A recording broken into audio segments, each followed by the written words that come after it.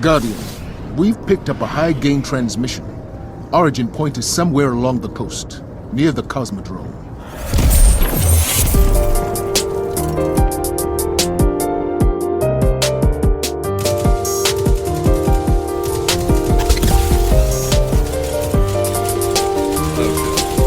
What is going on, Guardians across the universe?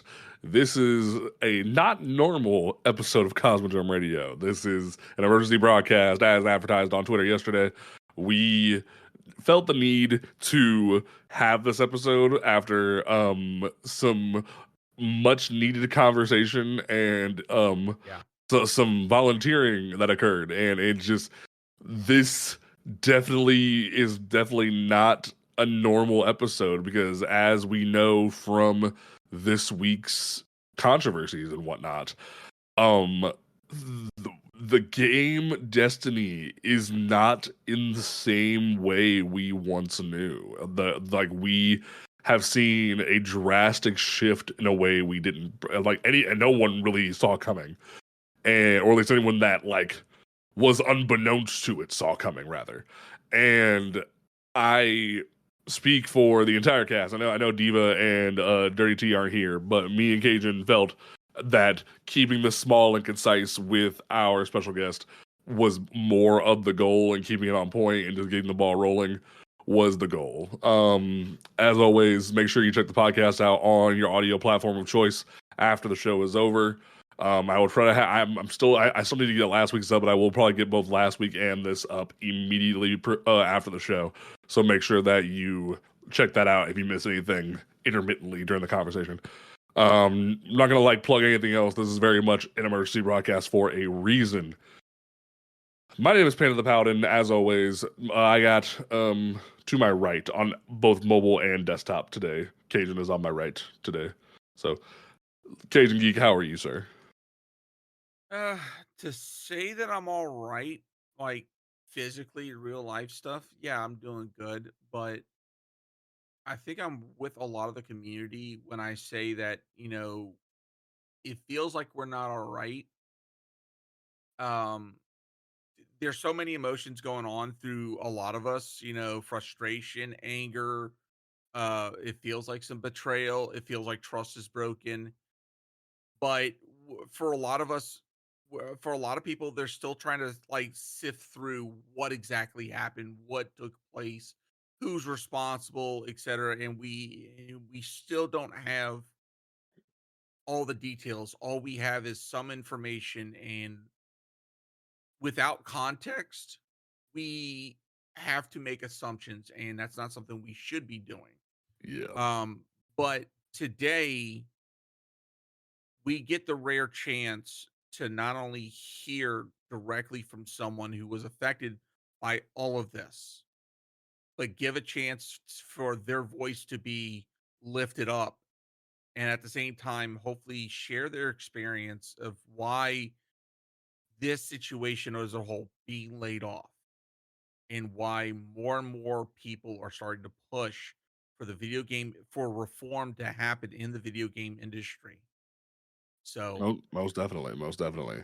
So I ask that everybody listening to this, please listen with an open mind, and please consider heavily having some empathy, not just for those that got laid off, but also for the devs that are still working there. Yeah, that's a great way to put that. We are very blessed, very thankful for the opportunity to speak to former associated tester Brainiac. How are you doing tonight? As much as you can be. How are you? Yeah, I've let the recent events stew for a little bit, obviously. I've had way more time to think about it than I probably should have, but thanks to friends and family for getting me through the probably the roughest part of it. But yeah, glad to be here today. I'll try to speak to my experiences with Bungie, but it is still a little bit biased, even though I did get laid off. It was a dream. It was a dream come true for me. So yeah. Fair enough, fair enough. So, w- I guess the way I wanted to start this is this game, like you said, was a dream come true for you. Like this world, this expansive universe that we all love, is something you care about. What made you want to pursue gaming in terms of like as a career? Well, I wouldn't say. Let's clarify this a little bit. My journey Sure. kind of happened on accident, Okay. just because I applied for Bungie pretty much as soon as I got out of college, just because I was like, oh, why not, right? You Right. never know what's gonna happen. My parents always like they're not exactly fond of me playing video games all the time, and I want to prove them wrong. That sort of thing.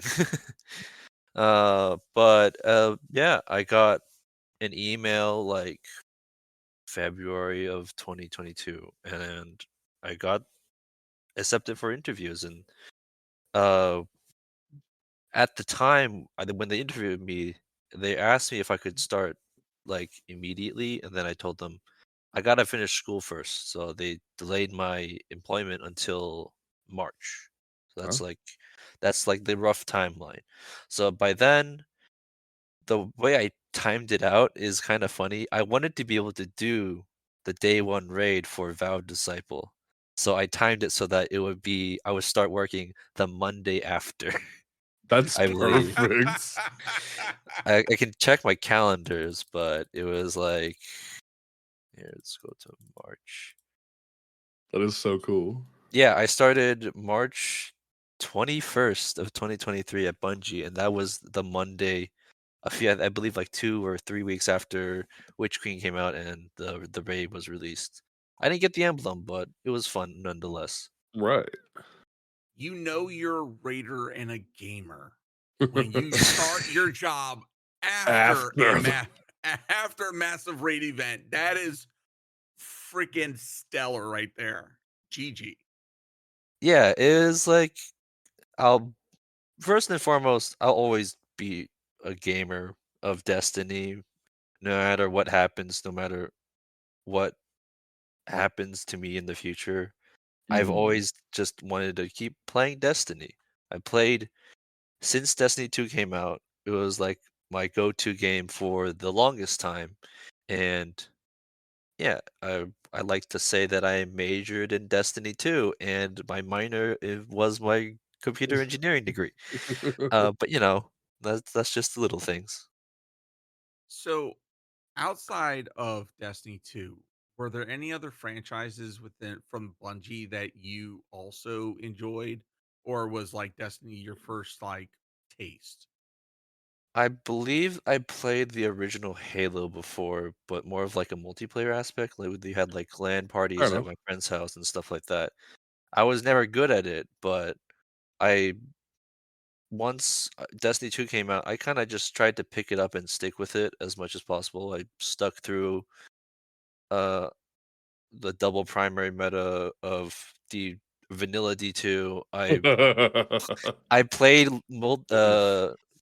laser tag weekend when Prometheus Lens was Yeah. on Xur, so I have that emblem, and I played the Lord of Wolves weekend as well, so I have that emblem as well. So I've been playing for the longest time. I didn't play as much during Curse of Osiris. I think I only played during Prometheus Lens laser tag, and so I just played PvP for a little bit.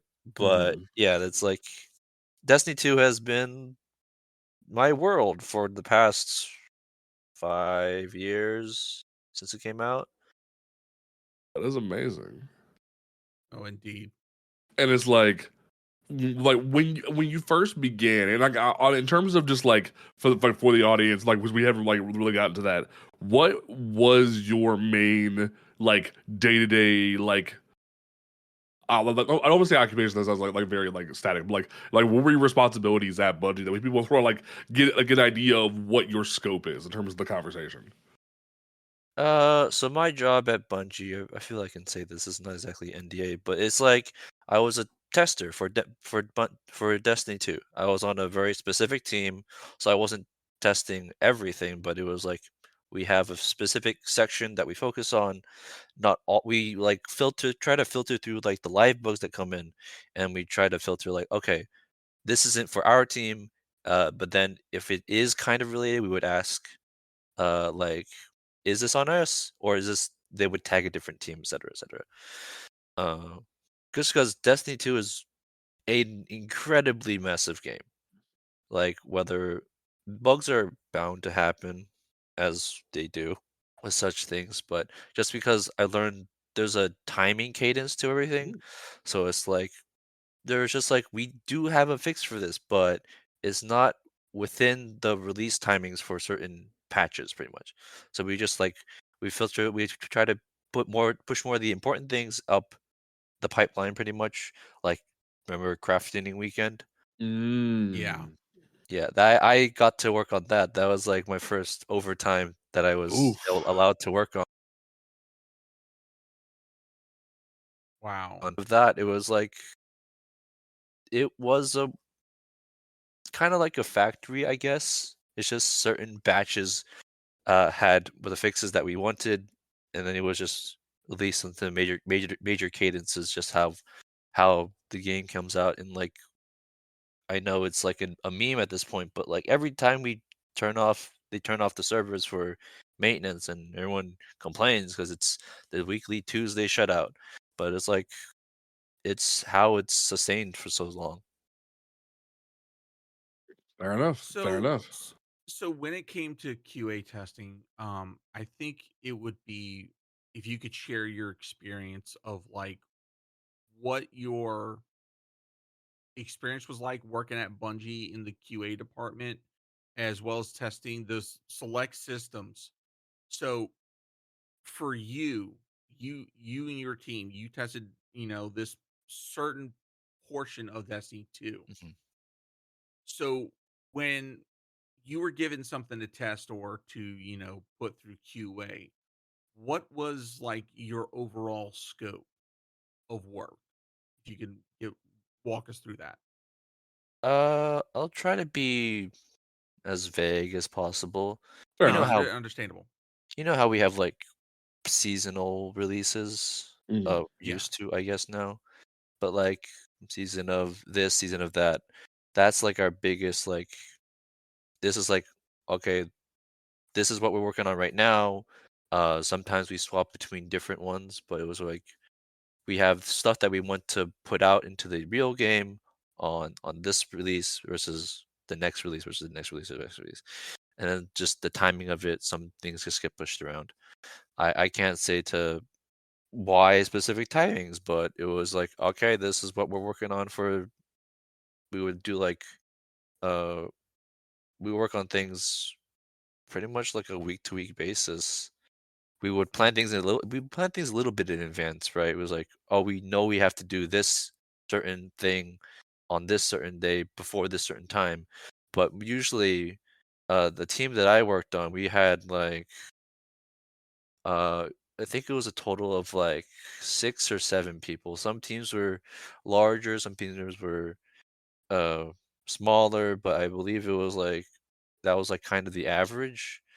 But I was fortunate enough that my someone on our team always advocated for us to not work overtime. And whenever Wow. we did, it was always voluntary. I Well, that's never good. listened, but yeah, no, because like whenever like I'm an active player of Destiny as far as I'm concerned, I'm still am. But my Mhm. my clans would always report to me as like, "Hey, this thing happened." It's like, "Okay, I'll let the people know about it." But most of the time, if you know the YouTube channel Cheese Forever, Yeah. Yeah. he does most of our bug reporting work, honestly. It's just whenever w it's true, it's kinda funny because he does step-by-step processes on how to recreate the bug, and that tells designers so much about Wow. how that fix it. So it's not a matter of, like, is what he because is it, like, copying work? Kind of, yes, but also it simplifies the process a lot more. That's valid, yeah. So okay, so for me, I've always looked at like Cheese Forever as this like to me, it feels like a bad part of the Destiny 2 community that's always like looking for exploits. So, but would you say it's more of a necessary evil? I wouldn't say Um, necessary evil, right? Because the way it just because of the scale of Destiny, you'll always have people that are trying to find an extra edge, regardless of its PvP, PvE, etc., etc. Cheese Forever just so happens to line up perfectly with test mentality. Is that uh, if it's a bug and it's technically an exploit, he's letting people know about it. It just Right. so happens that testers are also people looking at that. I just found that I always talk to my clanmates about that on in my personal times. Like, if you ever, so I, yeah, it's just it's a happy coincidence. Uh, I know other other people might not view it that way, but the way I view it is like as a job, it made finding and fixing things a lot easier. I can imagine. Fair enough. Yeah. So, in terms of like the day-to-day process when going through things, you see like you're actually using the community as a resource. What was sort of, I don't like, in terms of like the like how I'm gonna phrase this in the best way possible.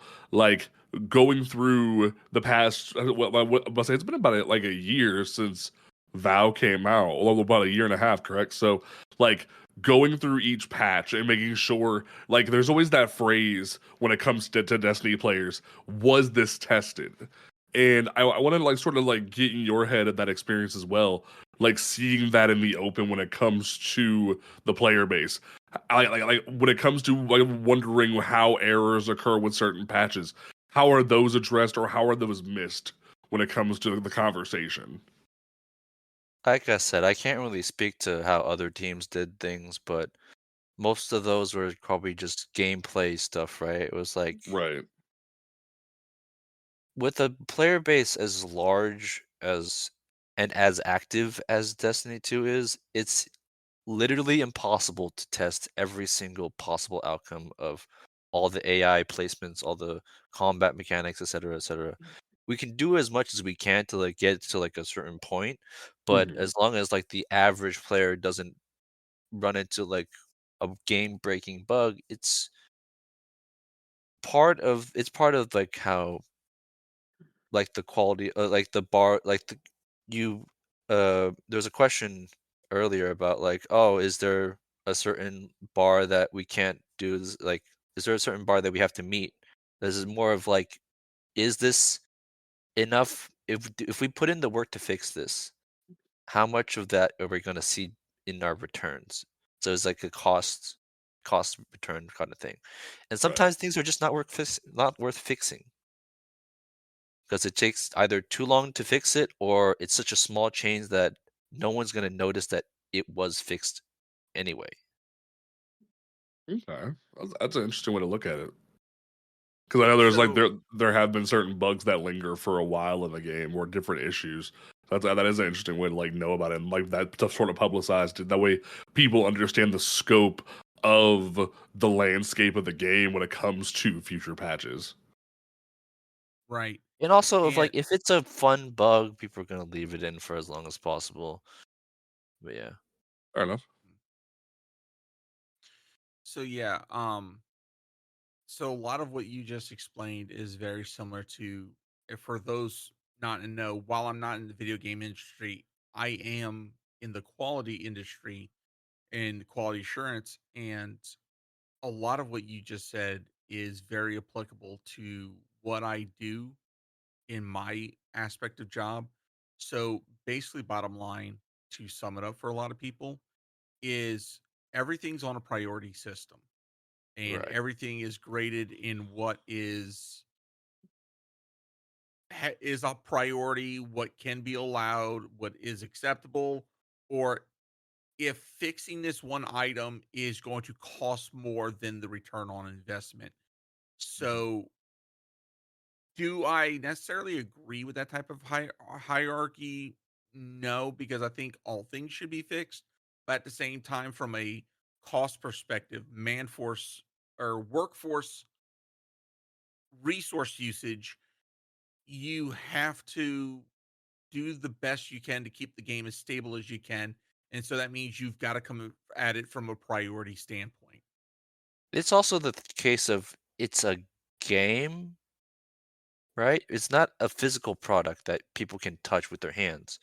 Whereas like QA probably for an actual product differs very different from like something like in game where we can just like I know this is a joke and like a meme in the community, but it's like sometimes we just can't just flip a switch to not give you stuff. Right. But it's just like if it's a problem, we can just flip on and off switch, and we can see a return on that fix a lot sooner than if you'd like say have a major product recall. That's a Right. very Right. different thing. Yeah. So Very much so. that's why games always have day one patches because like some versions just we had to just like put as many fixes as we can according to our timeline, and then afterwards like okay, now we can patch it. Now we can add that fix, and that would take care of most of the bugs. Fair enough. Fair enough. So for this next question, in your experience at working at Bungie, was there ever a bug that y'all discovered or came across that would have like severely impacted the game that um Like y'all were wasn't able to work? publicly known. Yeah. Um, I mean, not that I know of. I mean, the only thing that comes to mind, right, was the big crafting weekend, and that was a hell of a time. Uh, I never bothered because it was too many steps for me to care, Right. to participate, but it was, uh, that was like the most breaking thing we had, and that was like an all hands on deck sort of thing. Really. Wow. We had people come in on weekends to work on it because it happened over a weekend. Like Yeah. people Right. found out on Friday night, and then we were like, uh, I wasn't in the office at the time, but I know some people that did work on it and are now laid off. I don't think that's a surprise. Right. But it was like that was our biggest, at least for me when I was started working there. That was the biggest thing that came to mind. Um, trying to think what else. I know when it came to the crafting, there was a moral divide in the community. What was the discussion like, if you can, even from a vague standpoint? What was the conversation like amongst the working environment of that situation, even from a moral standpoint for you guys? It was first and foremost, Destiny 2 is a game. I like to remind people that people think it's their job. It Right. isn't. It's no longer mine, but it's a game. And if it's technically fun and beneficial, whoever was in charge just decided we'll leave it in for a little bit. We'll see how we didn't real I guess at the time when we found out about it, we didn't know the extent of what people could do. That and then once we did realize like, oh no, sort of moment, and then we were Right. like, okay, we should they had a little bit of fun. We'll give it a day, and then we have to do something about this.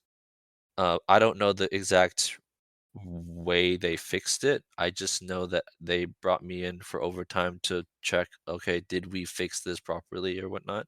And that was Mhm. that. I don't, like I said, I'm a tester, I'm not a designer, so I don't know the exact reason how they did it, but all I know is that it wasn't something that was in the game before. It was something that was in the most recent patch, and then something happened. Right. Uh, Okay. I don't like to use this term, but it was definitely like code spaghetti. And like that actually like does bring up a valid point, because I like one thing that I wanted to touch on is there is the sort of sentiment in the community that Destiny is being held up by like spaghetti and prayer.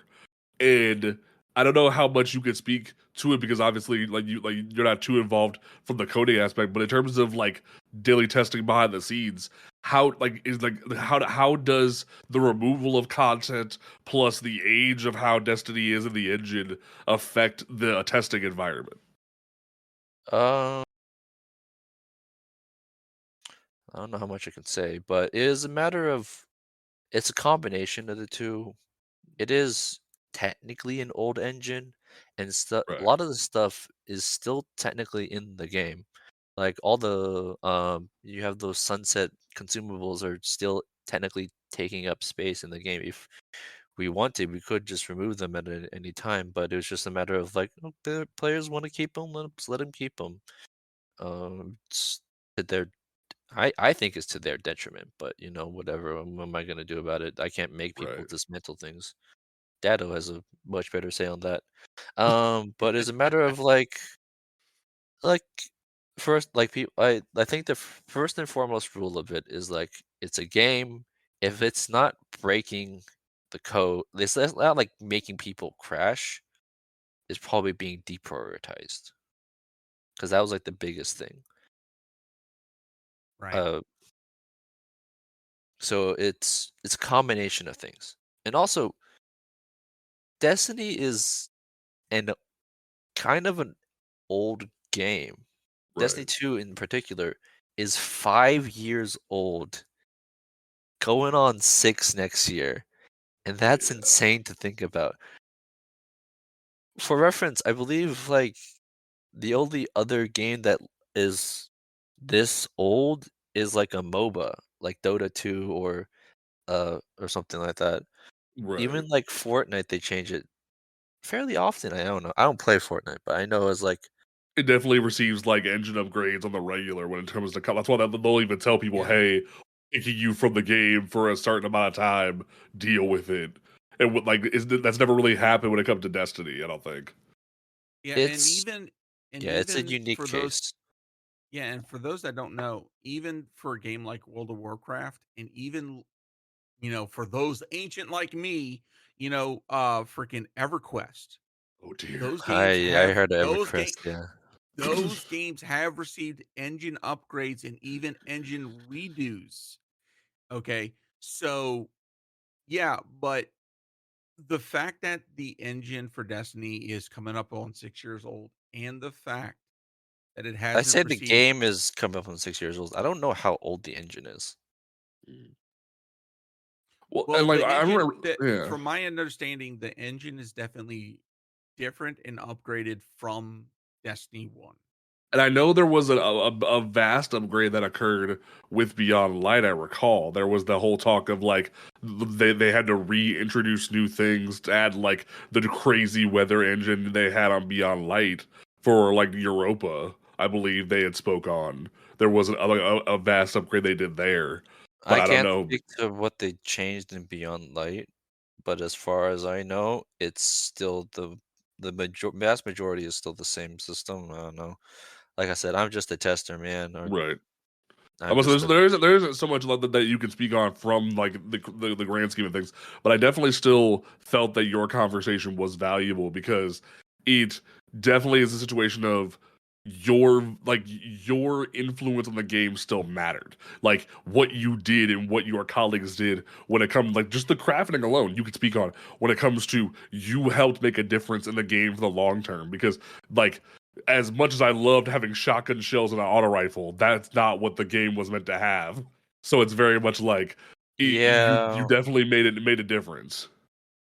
It I like to think of crafting kind of as like a one-off thing that I did, more like because I think we talked about this. They talked about the legendary shard removal. Yeah, we talked about that like off camera a little bit. Like we talked about like how like legendary shards. I was a little frustrated. Like I talked about on previous episodes of like why would we keep deprecating things, and you had spoke on that a little bit. Yeah, I'll talk about that conversation that we had. Just because there's so many in Destiny, you have only so much consumable space, Right. and that already is taken up by I don't know how many different currencies that we have, including raid banners. That's a whole different thing. Oh. But all those just kind of pile up. There's a reason why we tried to.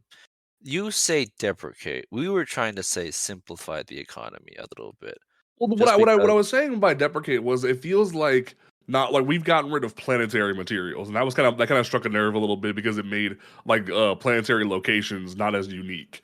And then there was the removal of now with legendary shards.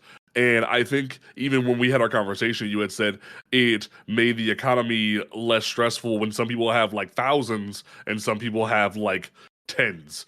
When recently with Lightfall, like the introduction of the seasonal engrams just piling up, it definitely introduced a way for newer players to reach higher levels of legendary shards. I think there needed to be more ways to spend legendary shards, if anything, for players. That way, the large stocks some people had could come down, because you're seeing now like people are pouring their legendary shards into phantasmal fragments and dark fragments, getting ready for when the economy crashes next season. It feels as if there was just not enough ways for players to spend the currency, or even not even teaching players how to find in game, if that makes sense, ways to use that currency or find that currency in profitable ways.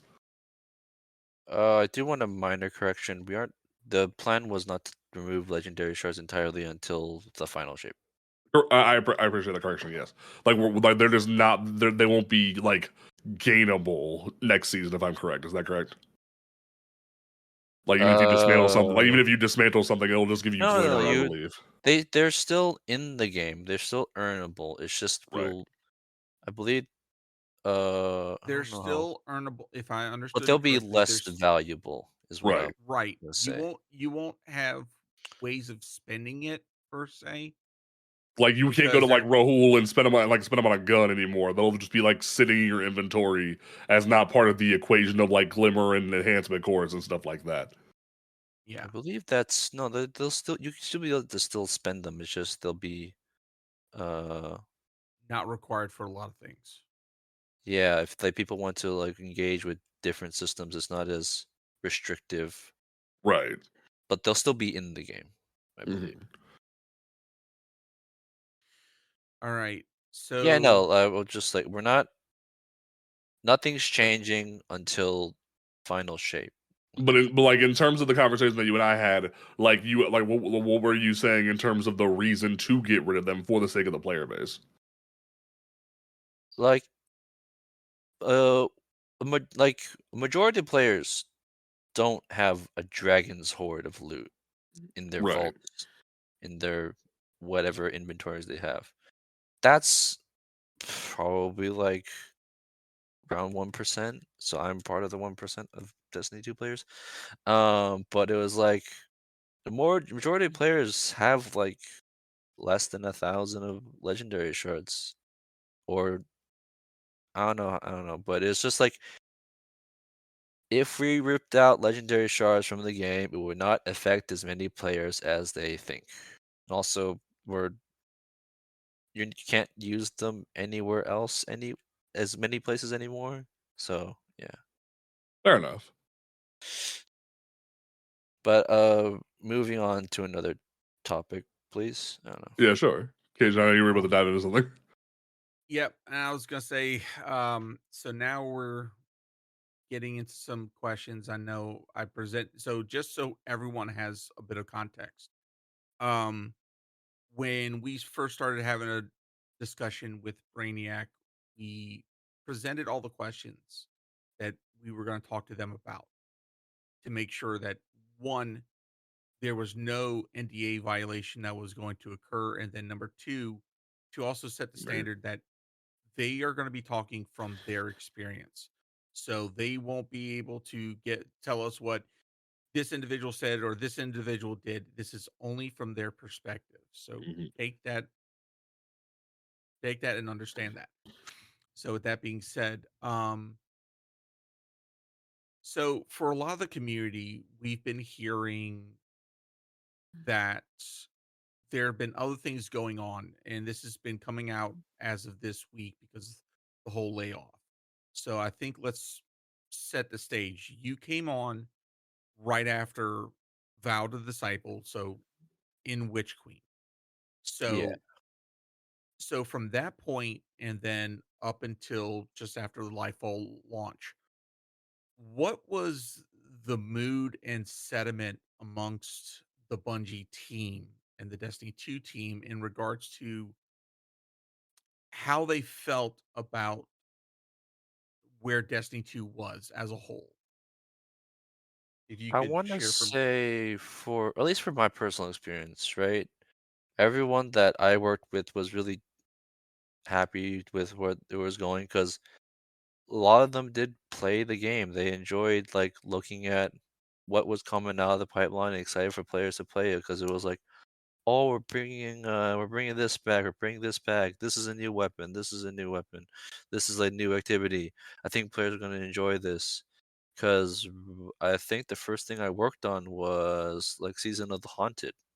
Mm. Uh, or sorry, correction. I was worked, if you remember, back a while ago. There was a bug where if you dismantled the blue set from Yeah, Witch the Queen, legendary farm. yeah. So I fixed that. Oh man, man, I got rich all off right, that, now man. we know. No, no. I hit 18 grand off that thing, man. Oh man, Yeah, sorry. I The got team, rich. yeah, the team I worked on, we did a lot of whenever there was a farm, there was always an issue with us. We took it personally, but you know. Oh really? So that was like that was the So, first so thing I'm guessing you guys dealt with the Ikora exotic farm too when Lightfall came out. that was a Oh, unique thing because we didn't know that was happening. oh They really? well, we knew that it was like, oh, we're gonna do this thing for new lights that can get exotic really easily. We Right. didn't know the specifics how they set it up, but once we found out afterwards, like, oh, this doesn't they've like people found the bug of you can get an infinite number of that, and then we Hmm. were like, ah, that's a problem. So it I was like, won't That's I won't hilarious. lie, when that bug came out, it was like I had just got home from work. I didn't have anything planned. I was like, I'm staying up and I'm gonna freaking jump on this farm like I've never had a chance Oh yeah, to. no, especially the season of the haunted farm, man. That was money in the bank right there. yeah, all those is like whenever we had to farm, it was like an issue because, but anyway, yeah, that was so yeah, So basically, a lot of the team was excited for what was coming out, what y'all were producing, and you generally you all thought that the player reception was going to be good. Is that my understanding?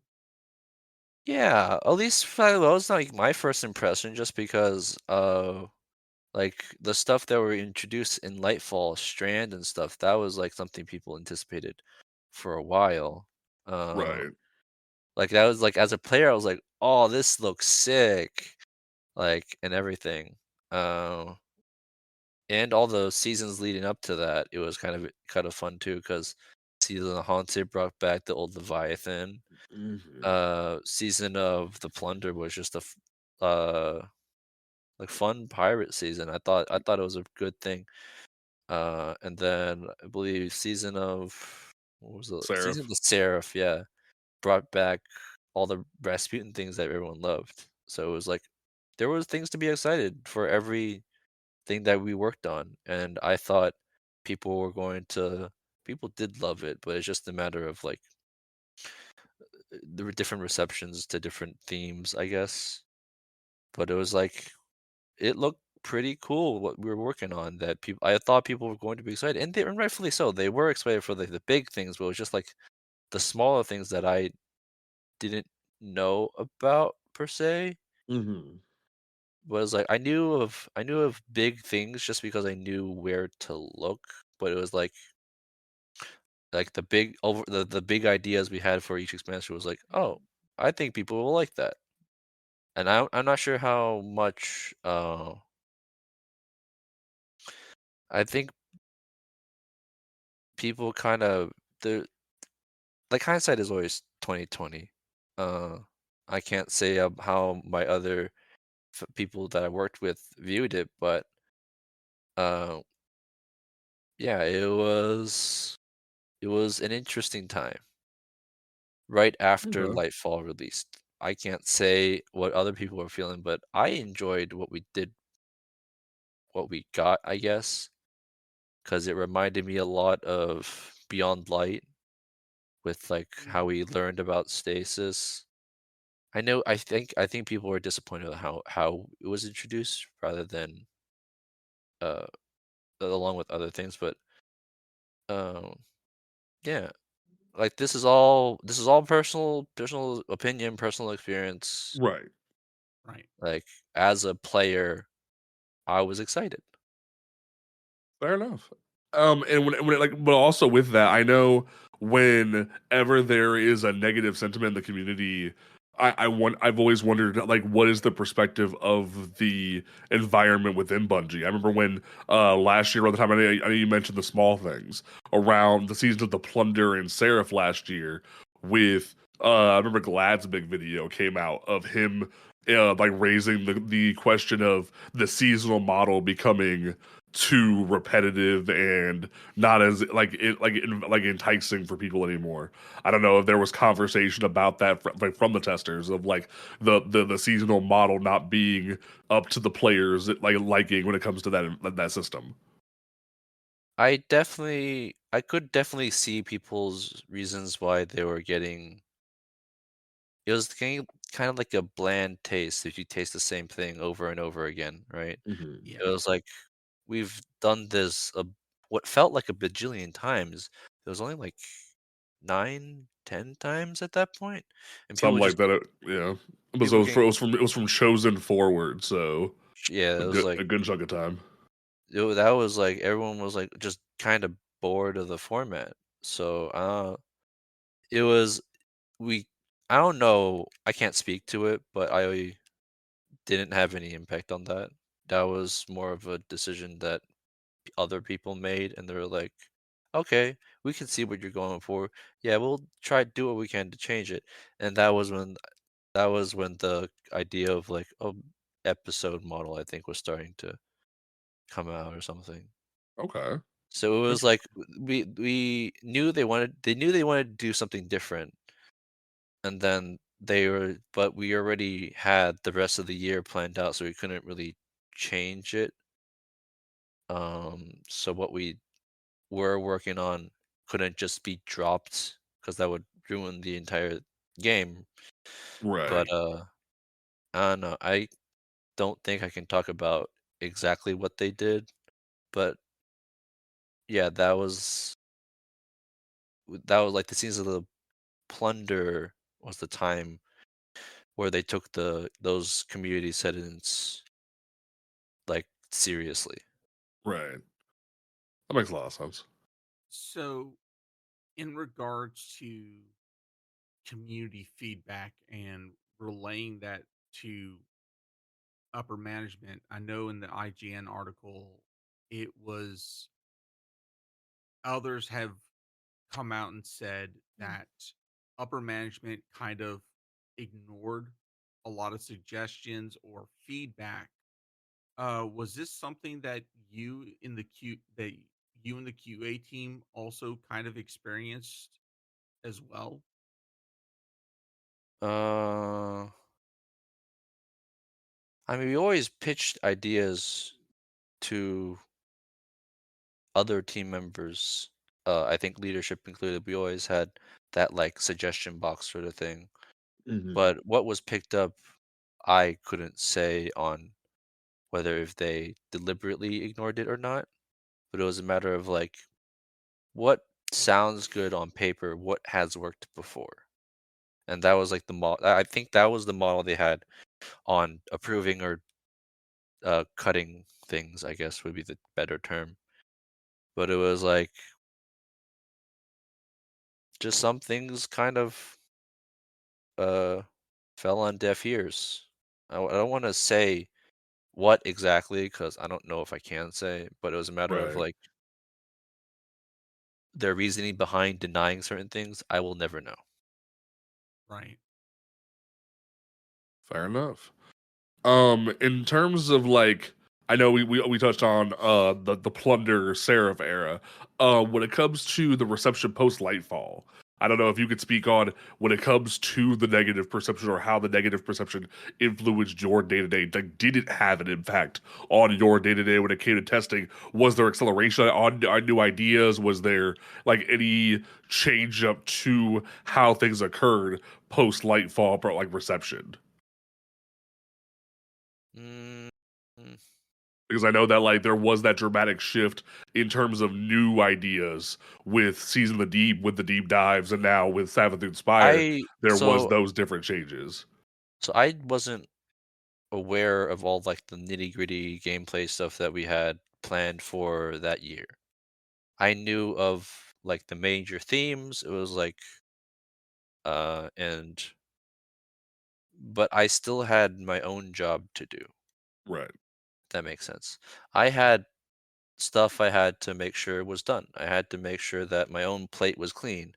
So I had very little time to observe, digest, and kind of rate, I guess, the other stuff people were working on.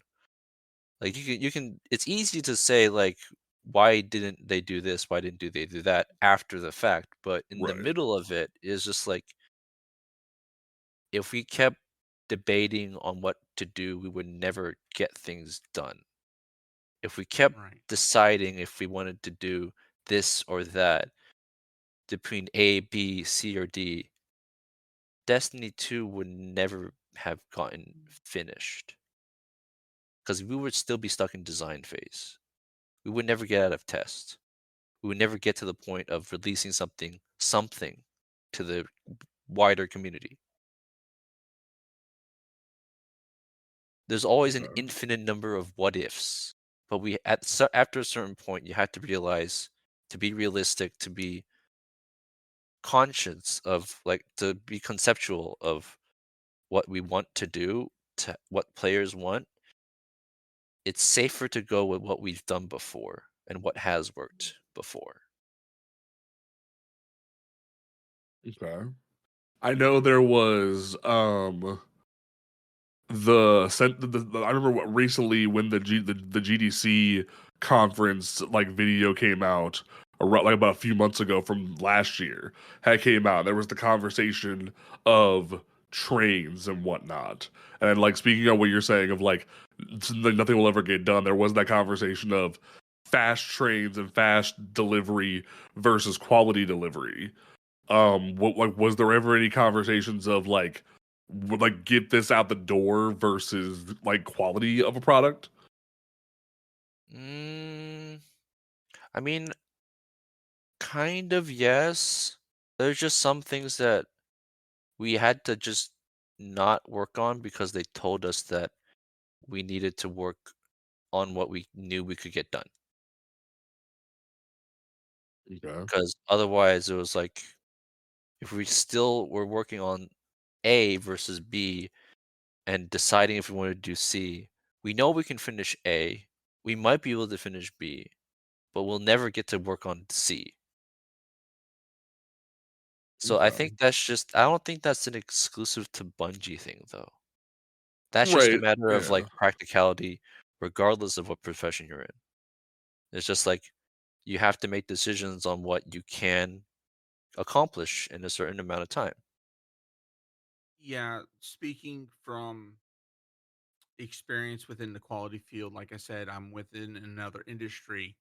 Um, Basically, it is going to boil down to a priority system when it comes to performing, as I'm going to put it, inspections or reviewing things. Um, and basically, it's for us, it's a bit of a checklist. Is it acceptable? Is it not? And if it's not, we've got to let other departments handle that, and we kind of have to move on to another aspect. You can't pigeonhole yourself onto this one thing. Otherwise, it's going to affect the production of what you're trying to do. So there's always that give and take that happens in the QA area.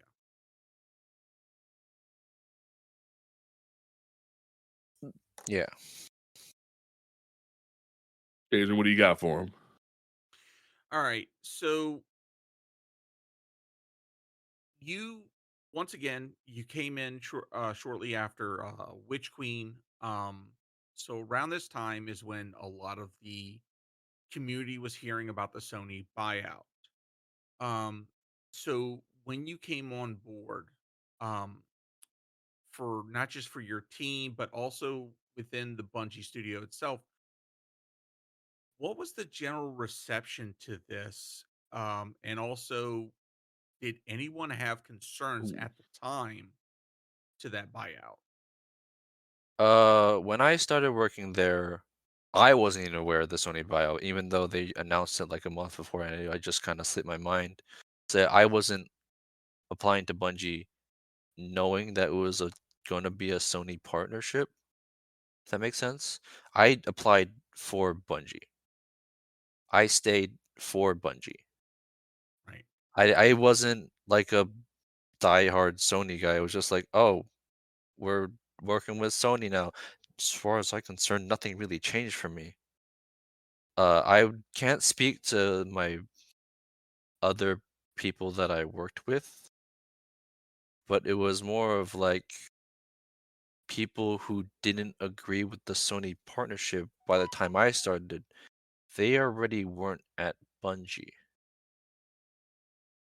I don't want to like I don't want to paint the picture negatively, but like I didn't get to see any impact on what we were doing because what I started with and what I finished with was what I knew. So I didn't Right. see like we didn't see like there was not like a Sony guy that came to the studio or anything. It was just like we have Sony stuff that we knew. There was like uh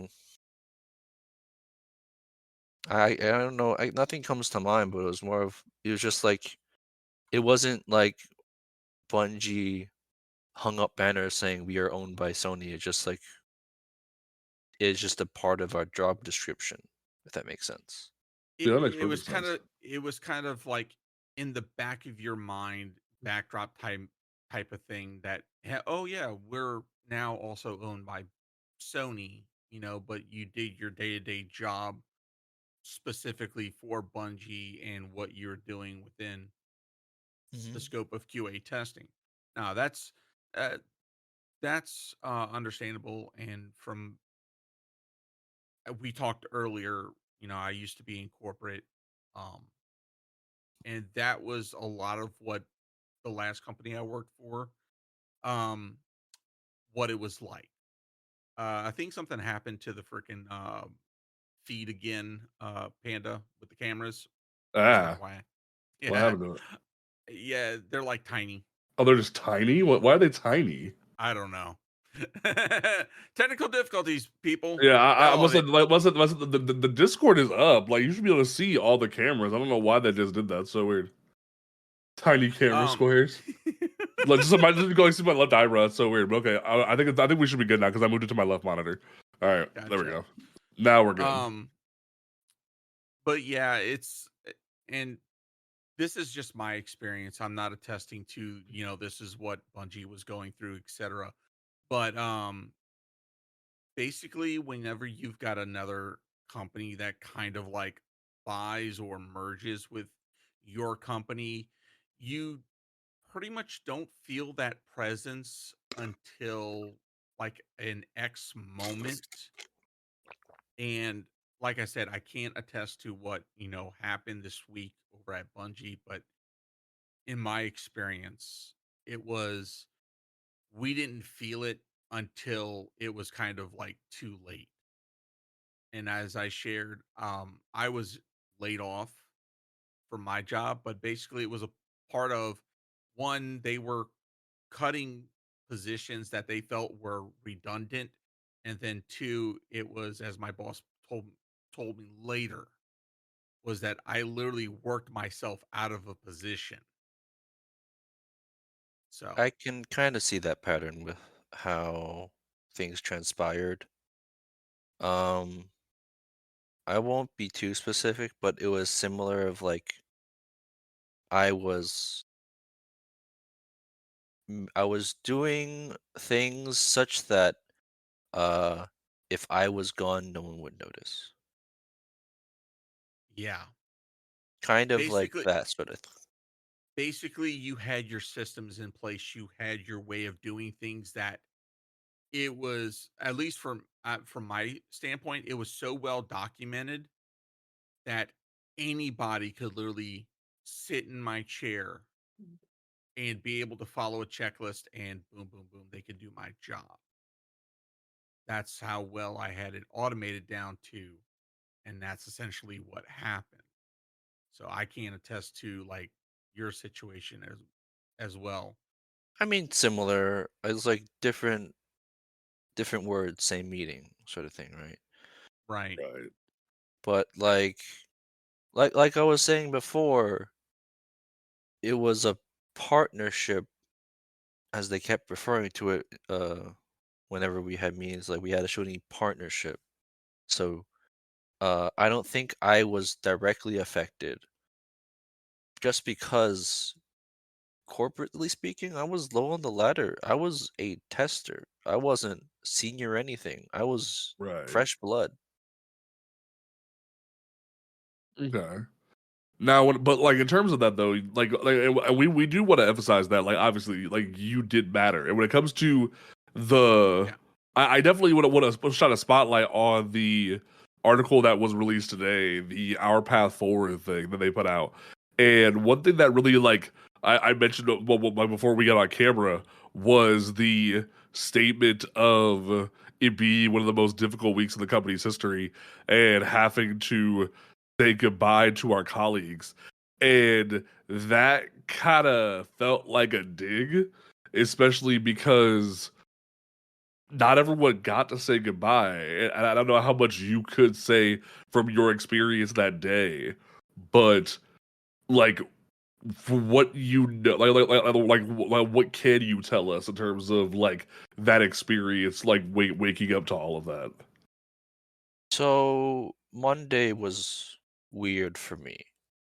I have to. We're like the Bungie is always like a remote first workplace, so I had some friends on the East Coast that I had to kind of get up early to help them with things. They're on East Coast where some people are, we're all kind of scattered throughout in our little team. So when they got started working, they send questions to me at like 7 a.m. usually. So in order to get ahead of that on Monday, I just figured, oh, I'll get in there early. I walked into the office, my ID card still worked and everything. I sat down and then I started working. Um, I want to say I got an email later saying if you get a meeting, attend it because it's mandatory. And then one of my coworkers said, it was great working with you all. And then we asked, what does it mean? He said, I can't say. And then soon after, I, a few hours afterwards, I was done answering their questions. I believe they probably went to, East Coast people probably went to lunch. I got a meeting on my calendar 15 minutes before it was supposed to start. And I started panicking. I don't remember the exact sequence of events, but they set up there was like a meeting room that I had to go to that I'd never been to before, and then I got lost, and then I called into the meeting on my phone, and they gave me directions to the meeting so that I would show up kind of on time. And then it was a small meeting. Um, and then within the course of 15 minutes, they told me everything that you kind of know now. Uh, yeah, and then they told me I couldn't go get my stuff because I have some stuff in the office that I needed that I brought with me because it's like my backpack that I have my stuff in, and some stuff that I left because I asked for an office desk because I was coming into the office so much. And then They said, "We'll have you wait in the lobby.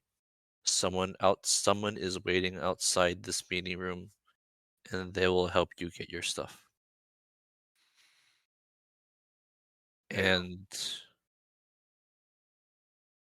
it felt surreal. I think the term I had that comes to mind is I was dissociating. So I didn't know what was didn't feel what was happening until after I let it sink in. I was in shock. I was in shock pretty much. Yeah. And then sitting there in the office, I believe sitting in the chair, like I had brought in headphones, a backpack, and uh for some snacks that I grabbed from home because I wanted to snack before lunch. And then I couldn't, because I left the bag there at the desk. They wouldn't let me go back to walk for it. And then I had to wait in the lobby, and they had to pick up all my stuff. Um, and then they asked, "Did you leave anything else?" The person that picked up my stuff for me was pretty nice. And there's like, is there anything else? Like I asked for specific things that they could bring to me. They kind of did. And then they said, "Okay, this is as much as you can hold, because you don't have any other things, and then we'll ship everything else to you in a box," which I uh got yesterday, I believe. Yeah, And I then saw that tweet of the picture of the stuff that you yeah, got, if and people in chat want to look at it, they can look at it, but I won't link it here. Uh, Yeah, like that I want to be very clear. I hold no ill will against anyone who's still working there at Bungie, because oh no no. those are my friends, those are my coworkers. I was the fresh face there, and I just didn't get enough time to know anybody. But before I was locked out of the system, I sent the team that I worked with my personal email and my personal phone number. That was all I could get out before I believe they just locked everything, because after like 10 minutes after that meeting and I was waiting in the lobby, they were shutting everything of mine down. So my day started at around 7:30 a.m. My day ended around 7:25 or 10:25. so when you went in that meeting, you said it was a small meeting. Were there other coworkers, or I'm going to assume it was mostly No, it was just me and the person telling me that I was being let go. And like an HR person, I believe. I don't know, but I don't know the experience of other people. It was a small meeting meant specifically to tell me I was let go. And I was, I don't know, fortunate or unfortunate, depending on how you say it, to see the person. I was talking to the person face to face. right? Yeah, because we definitely did hear that some people were told by email. So that is definitely a double edged sword of were you lucky or were you not? But that you got told in person. I think for me, when it comes to this, seeing the fallout that sort of occurred online, and sort of, I think what most people sort of interpreted as tone death. What like I remember us talking. What for the people watching, what or listening? What was your feelings watching it unfold on social media after you were able to get home and sort of process everything? Um, it definitely was just kind of surreal to see how many people were let go. Um, people, I started referring to it as because whenever I asked my coworkers or former coworkers, they were like, I would ask them who survived the purge, because that's what it kind of felt like. Like Holy shit, that is we surreal. don't know who lived. We don't know who stayed, and I would only know after the fact of asking them. I wouldn't say purge. It was more like the snap, but the same deal. It was like Right. it was literally anyone. One friend I knew, one coworker was there for 5 years. One coworker just got moved out 2 months ago. So it was like no one was safe. With a little asterisk. I don't know if leadership was. But anyway, that's regardless of the point. Yeah. Still though, that just like it was very mind blowing to see how like chaotic is the best way that I can sort of find it in terms of like no rhyme or reason for the cuts. It wasn't like, oh, like this many people had to be cut for this department or whatever. Like the certain like composers that formed the groundwork of the game, artists that formed the Not groundwork of the game. That it not it, it only It not was only the yeah. very groundwork of it was very indiscriminate, and I didn't know why. I still don't know kind of why. They gave me a vague reason, kind of like how Cajun said of your position is no longer needed. and on top of that, like not only did they, some of these people set up this game, but they've been with some of these individuals, like from what we've been seeing online.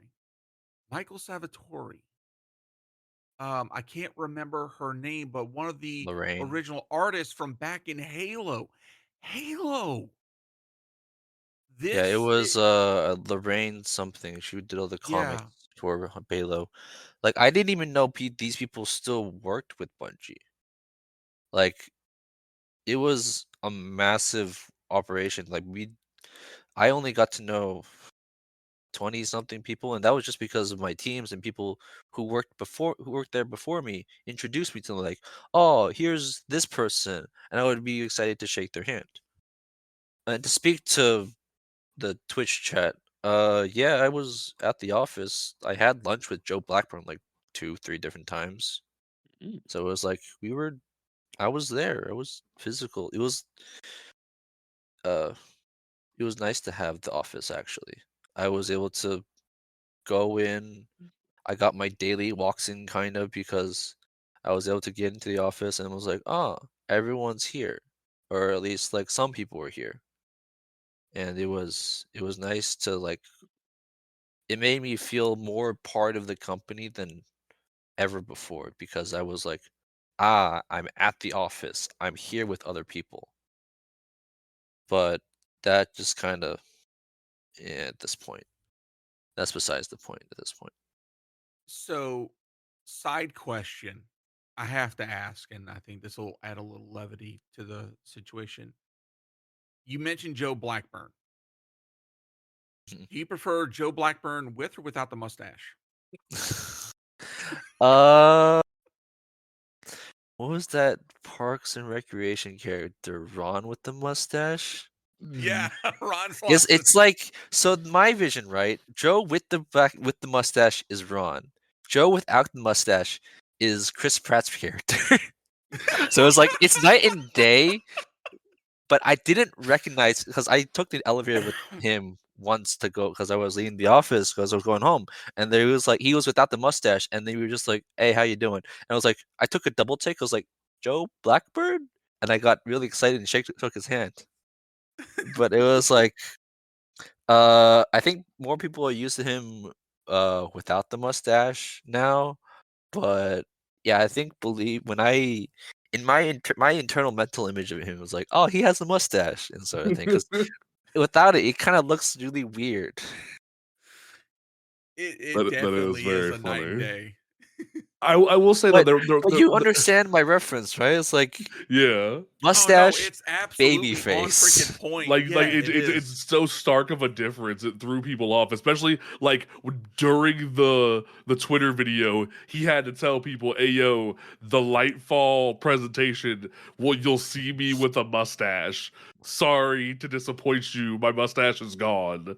Like that kind of threw me off. But when I was since you mentioned The Office, I know one thing that's been common around one of the talking points has been the conversation of the improvements that have been made to The Office, the renovations that have been going on.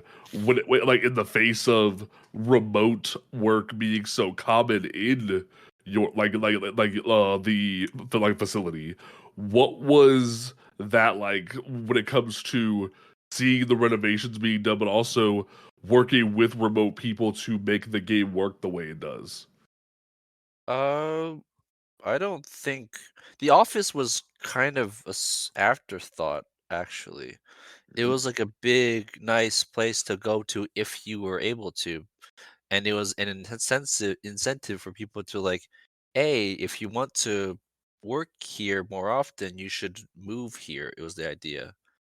It was like Mm. it was a it was a bonus, right, to people who are able to be able to come in. But it was never of like you need to come into the office. I just felt like going in there because like I feel like it made me feel like I had a real job. Is That is makes how I sense. put it to like my mom and my dad because they were like, "But you play with video games, but there's an office," and they were so confused. But anyway, yeah, it That's was so like funny. a in the face of that. I don't want to say because they uh all the things at the office was like kind of secondhand to uh what else was going on with the because regardless of what happened in the game, the office was still being built, I believe. I don't know. I can't say to like how what the production level of the office was, but like Right. when I started going into the office, it was done. Okay. So when you came on board, the new office, the new quote unquote campus was built. I don't know if I can say when it was finished. So we'll skip that question. But in terms of it, it is finished currently. The renovations have been done, to your knowledge. Probably. I don't know. I haven't gotten a good look at it in a few days. That's valid. Yeah, Okay. Cage, I know you had like a few different ones. I don't want to. Oh, dang it. yeah. Well, why does that keep happening? That's so weird. Like I don't know why the camera just keeps dipping in it. I don't know what's been going on with that. I just need to put all my browsers on like my monitor and stop moving like trying to like to assume Discord's gonna play nice with me. I apologize for that. Um, but in Sorry, turn, I'm but answering somebody in one of the chats. the Uh, it's Bungie. They're trying. No, stop that. No. oh, I okay. hope No, not. no, no. No, I don't see that happening. No, like that's not gonna happen. But like in terms of it, I know there is a lot of concern when it comes to the future of the game, and I know that you have the like the best of intentions and the best like you're still a player first. You still care about this game, and I don't think there's anybody who doesn't want to see it succeed, but without obviously like saying anything out of pocket, what do you like do you see the future going well from your perspective? Mm, I can't say on anything past the final shape because I Okay. know whatever they have for next season is pretty much uh done at this point. Like we were just working on final shape stuff pretty much for a while. I don't know how. I'm not gonna say, but I know the stuff coming out next season is gonna be good and fun for everybody who still plays, but Final Shape, I don't know. I'm gonna still play it just because I managed to snag a game code for that, so I'm not canceling anything for myself. So Right. I'm gonna have like a first-hand experience of it, but as a matter of if you still are hesitant on buying it, I would wait because I don't know what's gonna happen with Final Shape. Okay. That's If you interesting. want a TLDR of what I just said, play next season, wait for Final Shape. All right. Gotcha. Cajun, how So you feeling there? so I've got one question. Um, so once again, you came on shortly after Witch Queen, and from the time that you started to, I'll say, before you got laid off, do you feel that the overall community, the concerns that were brought up, that the feedback from not just as a QA tester but also as a player yourself, do you feel that community concerns were valid in the feedback that they were bringing? Well, obviously, yes, just because we were all the devs are also players. Like people find it hard to believe we play the game we produce because we enjoy it. So we can see some of the more valid points of it, but it's also we have a wider point of view sort of thing. It's like not everyone's a hardcore player like I am. Like some people never played like Destiny 2 before they started working here.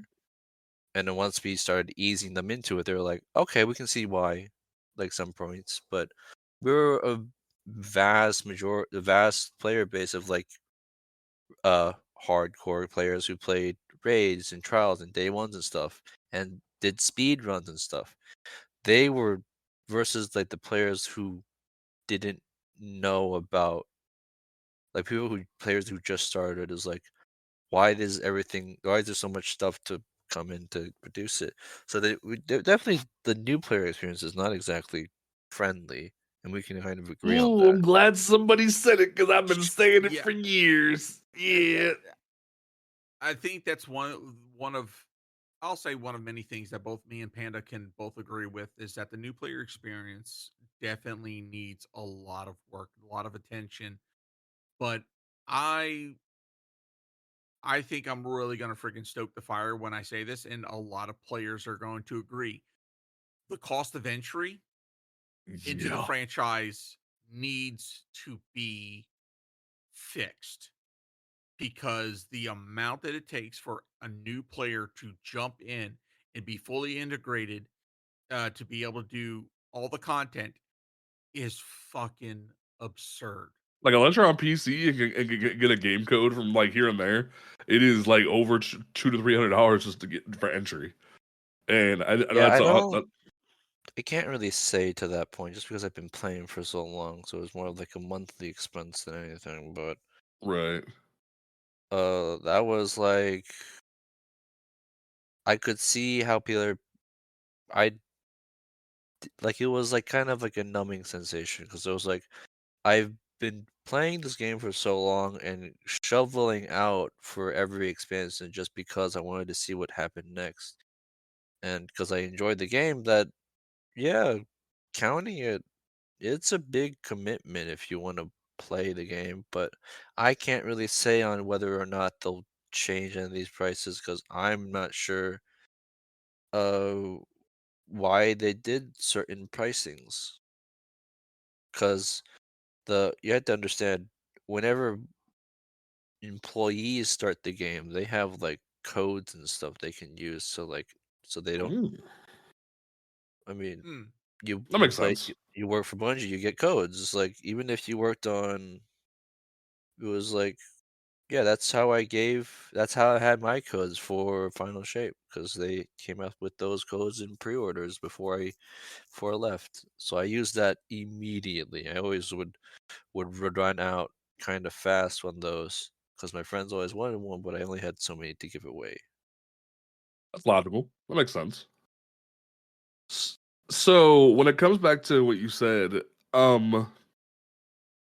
I don't know how much you can say because my the minute you said like wait for final shape, my brain was immediately like why?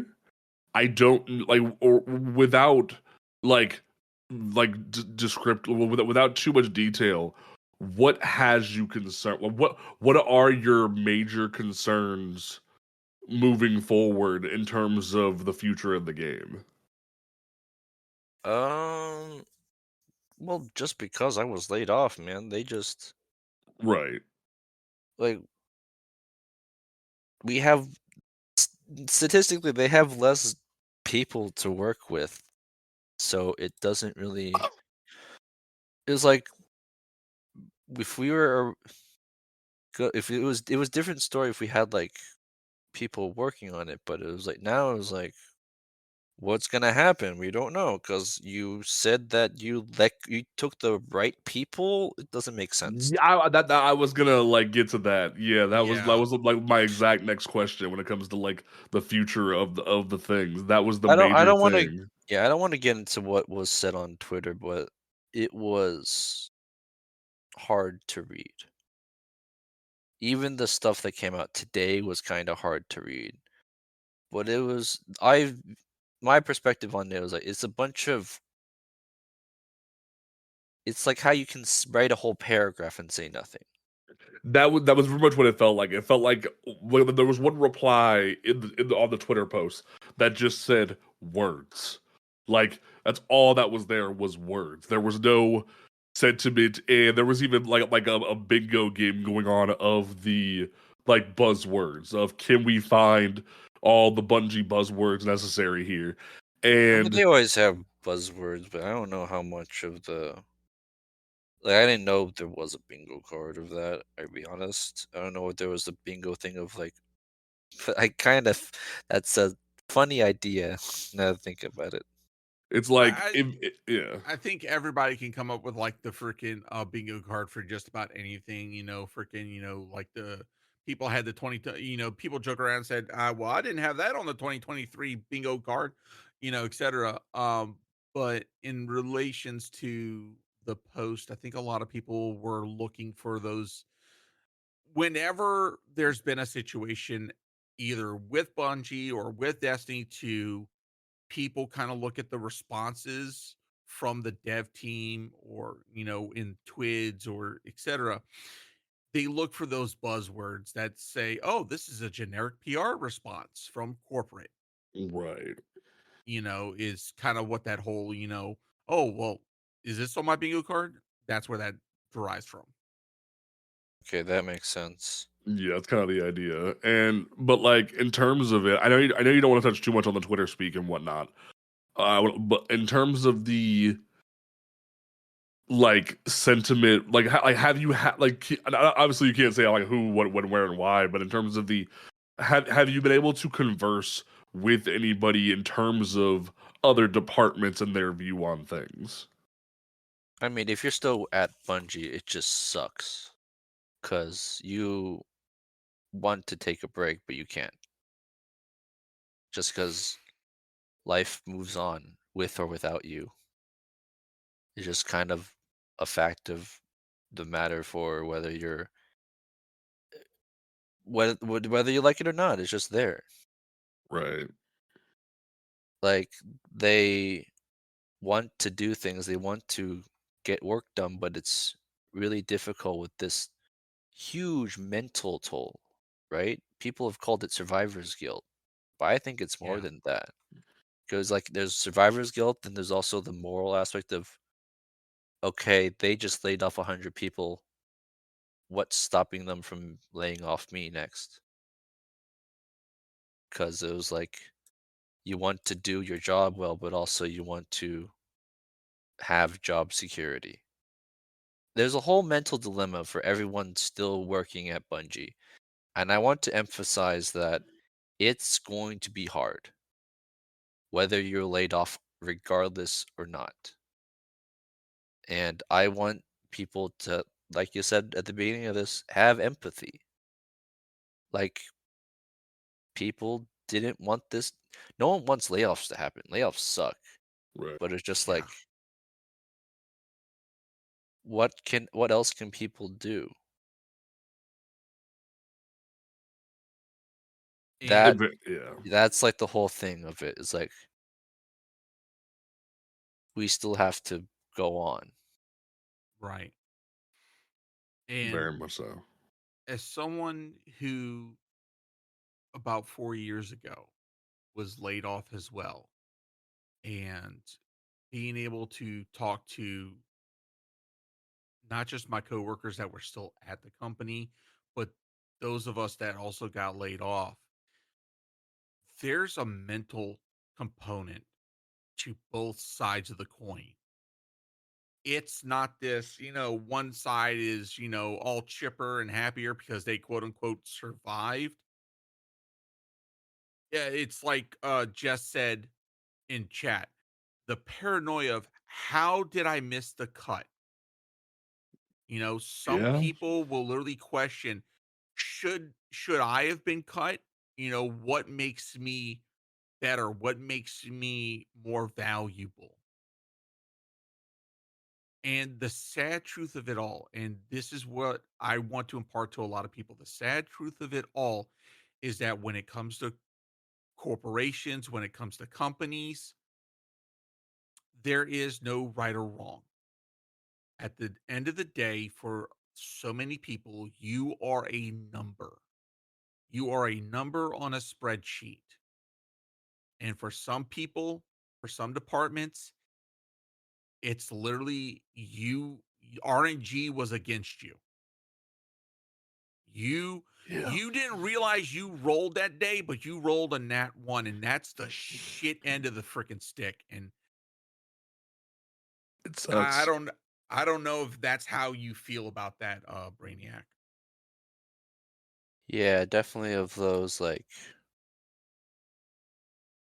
uh you mentioned D20, but it was more like a percentile die, I imagine. But it is like, yeah, that sort of thing was like I just have to sigh and try to move forward. That's all you really can do with it, yeah. And honestly, I very much I don't want to say look forward because I feel like the wrong thing to say when it comes to this. It very much I am interested to see what occurs moving forward because it felt like the article today tried to hold up the old image of Bungie. It tried to hold up the pre-Monday Bungie, or at least what we could perceive to be the pre-Monday Bungie. Right. And that doesn't really exist anymore. So I think moving forward, it will be very interesting to see what plays out because based off what Brainiac said of just like wait for Lightfall, not Lightfall, Or Final final Shape shape. rather, Brain Kit process, not you Brain, but me Brain Kit process. But in terms of like wait for Final Shape, it very much has me concerned more so than I previously was because it feels as if they're not only from Monday but from those words that the Bungie we knew isn't fully there. So I very much wanted this to be an emergency broadcast talking about this because Brainiac's story does matter.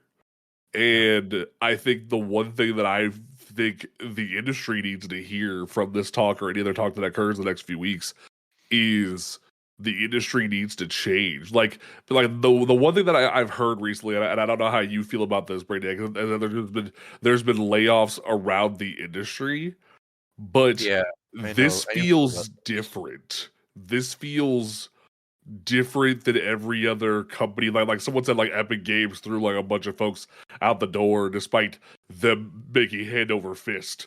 Like new season of Fortnite drops tomorrow. Like that doesn't make sense. But this feels different, where it was like just scattershot, taking out people without warning.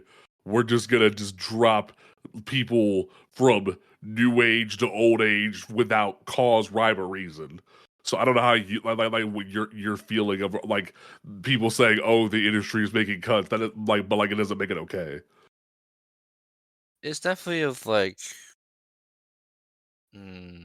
I kind of see what you're going for. It was like it was an industry thing, but I think like it was kind of the thing of like the image of Bungie was they were a small team of people that are working on a big game, and they were like, I believe they kind of had like an underdog image regardless, but they're corporate as far as I'm concerned now. Like as much as you want to say like Bungie is the people that work there, not the company, but they were acquired by Sony. They are a corporation. Yeah. Dang. It hurt it hurts to say, but it's like Yeah, now it that you're seeing stings. it's a industry trend and corporations follow industry trends. Yeah. Yeah. So Um. I Yeah. think it's just like most recent events, the layoffs have just people finally be able to peel back that facade of like shit's fucked, whatever. and I think that there's a lot of people out there, people like I'm gonna say Jason Schreier, who is doing a lot of work, kind of bringing this more and more to notice. For Yeah, those that I don't, for those that don't know of Jason Schreier, he writes for over at Bloomberg, but for a long time, for several years now, he has been breaking news on a lot of like game industry issues such as crunch, overwork, issues within studios based upon poor, management decisions. And it's really shed a light within the gaming industry. And Jason was one of the people that first broke the news about the Bungie layoffs and things from anonymous sources from within Bungie about what was going on. So this is for those that don't know, this has been a major issue, not just the layoffs, but like how developers and not only that, QAs as well have been treated to the point where a lot of a lot of consumers now, a lot of gamers are starting to stand behind the dev teams and say, "Hey, y'all need to unionize, protect yourselves." Bottom line, because things like what happened this week should not be happening. yeah, I definitely should have. I was I'll say it, I was naive. I thought this thing I had with my dream job could have lasted forever, but I should have been more realistic. It wasn't going to last forever. And Monday was just proving that fact with regardless of how senior you were at Bungie, you were fit for the guillotine. So that kind of leads me to an extra question. And like I said, answer from your experience. Was there ever a point in the 2 years that you were there that you ever felt that there was ever a need for a union within Bungie for the team? Um, Or got the sense that, the team itself needed a union? I'll say it like this. I am completely new to the industry of like making games for money. Like I am kind of still a new face on the block sort of thing. So I wasn't aware of industry level issues until fairly recently, this week of that, rather of fact. So I didn't even the thought of union didn't cross my mind unless you were talking about like the writer strike because that always just popped up in people. It was like in it was popping up in um They're just popping up in news because, like, oh, shows are having writer strikes and whatnot. But it was like, I don't know, man. That makes sense. Yeah. Yeah, that it's just it's a hard thing to sort of like stomach and like deal with, and I'm truly sorry that you've had to deal with this. But I do want to thank you for sitting down with us. Like, it can't be easy having to like process that live with folks, especially on a live broadcast. So I do want to thank you tremendously for being here. And I know like there's been folks in both the Discord and the TikTok, both the Twitch and the TikTok chats that, like, showing you love and sending love because they do care about you as a dev, as like every dev has been getting tons of love this week. I really hope that the future is bright for you and everyone else because you've created and you've helped fix a game that has changed so many lives. Like it may have like you've like just like we were sitting here clowning about the legendary farm and whatnot, but at the same time, it's like you helped repair something that was messed up, and that's still a big piece of a thing that we all love, and that matters. So I definitely want to make sure that you are emphasized here, that you mattered when it came to this project. So, like, so much. Thank you for being here. Yes, thank you, Brainiac. Like I said earlier, I sympathize for what you had to go through because having been laid off myself, this really does freaking it hits the heart. And it's not something you ever want to see someone go through, but I really wish you the best in what you do and thank you for coming forward and sharing your story because I know, especially given that this just happened Monday, this could not have been easy for you. And like I said, I want to thank you and I wish you the best. And I'm going to extend this to you. If you ever need to talk to someone, my DMs are open to you, brother. Most definitely, same. So, like, we are definitely gonna wrap up the show. And, like, but in terms of something, what do you want to leave people with? We always say on the show that we're gonna have like a final word, like final statement of the show. What do you want to leave the fans of Destiny with moving forward?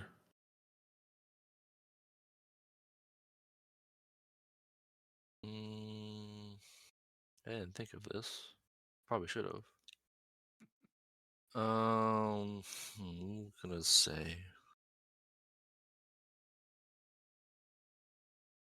I want to emphasize that